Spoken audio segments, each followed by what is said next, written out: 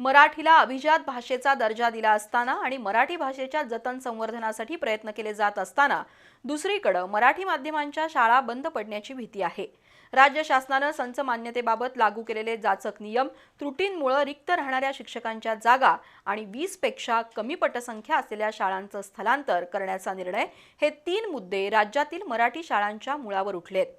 त्यामुळे शालेय शिक्षण विभागाने या निर्णयांचा तातडीने फेरविचार करण्याची गरज आहे। राज्यात सुमारे 19,000 माध्यमिक शाळा आहेत, ज्यामध्ये 15,000 पेक्षा जास्त मराठी माध्यमांच्या शाळा होत्या। मात्र शासनानं संच मान्यतेपासून ते पवित्र पोर्टलपर्यंत विविध जाचक नियम आणि अटी घातल्यामुळे अनेक शाळा बंद झाल्या। आता संच मान्यतेचा नियम अधिक कठोर बनवत राज्य शासन मराठी माध्यमांच्या शाळांचं अस्तित्वच संपवू पाहतंय अशी भीती शैक्षणिक वर्तुळातून व्यक्त होतीये।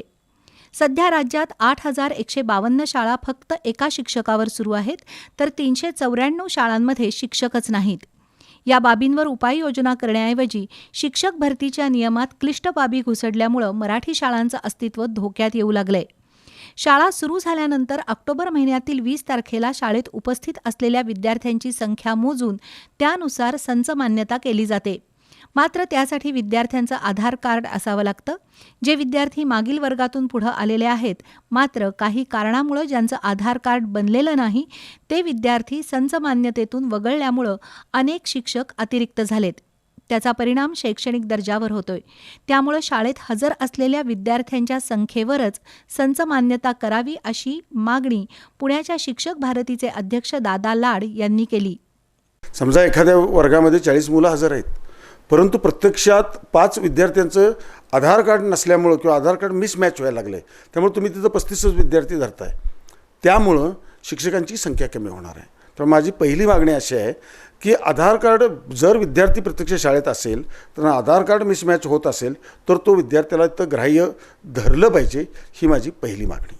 संस्था चालकांकडून शिक्षक भरतीमध्ये होणारा गैरव्यवहार थांबवण्यासाठी राज्य शासनानं पवित्र पोर्टलद्वारे शिक्षक भरती सुरू केली आहे। पण हा उपाय म्हणजे रोगापेक्षा इलाज भयंकर अशी स्थिती आहे। पोर्टलवर मनासारख्या ठिकाणी नियुक्ती मिळाली नसल्यानं हजारो शिक्षक कामाच्या ठिकाणी रुजू होत नाहीत।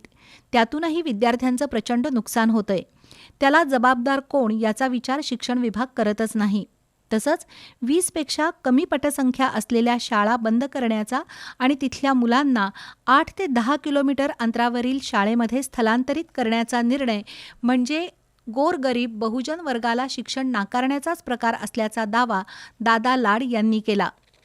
या पवित्र पोर्टलमुळे बरेचसे शिक्षकांची नावं येतात, मुलाखतीसाठी शिक्षक हजरच राहत नाही, कारण ते त्यांच्या भागात वेगवेगळ्या जिल्ह्यामध्ये तिथे जे टॉपचे विद्यार्थी हजर झालेले असतात ते शिक्षक आणि इकडे येत नाहीत। परत शाळा म्हणजे आता शिक्षकाविना शाळा ही परिस्थिती निर्माण झालेली आहे। त्यातच शासनानं मध्यंतरी सांगितलं की 20 पट एका डिव्हिजनचं असेल, त्यापेक्षा जर कमी पटसंख्या झाली तर 0 शिक्षक दिला जाईल। मग एखाद्या शाळेत डोंगरी भागात, ग्रामीण भागात काही शाळा 3 तुकड्याच्या आहेत, 8वी 9वी 10वी, त्या ठिकाणी त्यांचा पट समजा जर 55 असेल आणि एकाही तुकडीत जर 20 पेक्षा जास्त नाही साहजिकच, मग त्या ठिकाणी ती 0 शिक्षकी शाळा का? मग तिथली शाळा तुम्ही ती बंद करणार का? आणि अशा वेळी तिथली मराठी माध्यमाची गोरगरिबांची, कष्टकऱ्यांची, शेतकऱ्याची मुलं तिथून 7-8 किलोमीटर किंवा विशेषतः मुली चालत जाऊन त्यांनी दुसऱ्या शाळेत प्रवेश घ्यायचा आणि शिक्षण घ्यायचं, म्हणजे शिक्षणाच्या हक्कापासून ती मुलं वंचित राहतील। ज्युनियर कॉलेजच्या विद्यार्थ्यांची युडायस ॲपद्वारे शासनाकडे ऑनलाईन नोंदणी केली जाते, पण 20 वर्षावरील विद्यार्थ्यांची नोंदणी या ॲपवर होत नाही।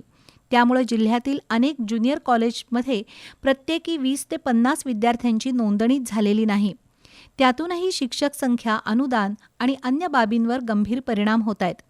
एकूणच शिक्षण क्षेत्रातील या समस्यांबाबत शिक्षण विभागानं तातडीनं उपाययोजना केली नाही तर मराठी शाळा आणि भाषा हद्दपार होण्याची भीती आहे।